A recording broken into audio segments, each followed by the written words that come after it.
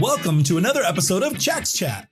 Well, and it's similar, but not the same as putting a table behind a graph because, and here's the thing, when you're just putting a box that you can apply alt text to, like in a flow chart, the shape is relatively representative of the visual that the sighted person is getting, right? It's relatively in the same place. The table in place of a bar chart or a line graph is a completely different user experience. And if I'm sighted and I'm looking at this and I'm seeing a line graph, but I'm hearing a table, that is definitely not an equitable user experience, especially from a cognitive standpoint. I'm seeing a dissonance in between what I'm being presented with and the visual that I'm seeing. Well, but I think this goes back to the intent. Don't you think? Right? Like if the intent of the graph is to show the trend over time, I 100% agree with you that a table's a bad replacement for that.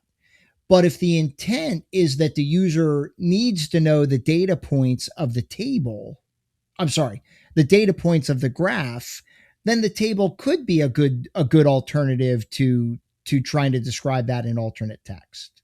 Now, here's the thing though.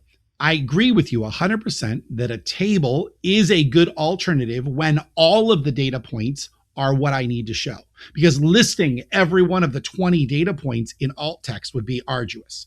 However, because it's not just about people who are blind, it is about people with cognitive disabilities. The best use case for that is to put that table as a visual item either after the line graph or bar chart, or at the end of the document in that appendix section, because now you can just say line graph showing the blah, blah, blah data points as explained in the following link to the data table. And then now the user can then go choose to read the data table. And you can provide the summary. You can say, you can use it as the general alt text of showing the variety of income ranges from 2012 to 2022 as described in the data table and the following link. And then they can go deep dive. We're creating digital documents. We're not printing them, right? Like in the print world, you add pages, it gets more expensive.